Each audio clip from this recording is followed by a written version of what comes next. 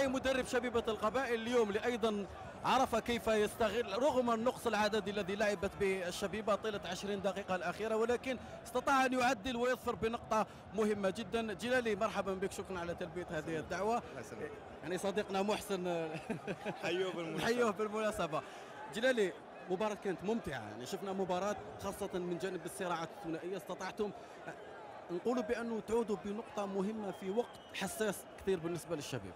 والله اكيد، احنا كنا قبل المباراه قلنا لازم نمشوا لالجي باش نجيبوا 3 بوان وعلى الاقل نقطه، ونقطه سما عندها طعم وزن خاص، كبير. وزن كبير، باسكو كنا جيس ونتروفي كما يقول لك ريسورس مورال باش نعاودوا نرجعوا في المباراه، اي سورتو ريزيستي pendant 20 minutes à l'assaut de l'USMA. On a vu que même à 10, à 2 partout, on s'est créé deux occasions pour scorer encore une fois. Ça prouve la mentalité de groupe. Il travaille bien comme il faut, il est très solidaire, il y a vraiment un groupe très intéressant. ونهدي هذه النقطة للجمهور تاع الشبيبة رجال اليوم قوة ودعمنا. اليوم كان تنقل كبير، نحيوهم بالمناسبة. سؤال أخير فقط حتى ما نطولش عليك جلالي، رغم النقص العددي لأنه التغييرات أنت فكرت تلعب على نقطة مباشرة بعد الطرد.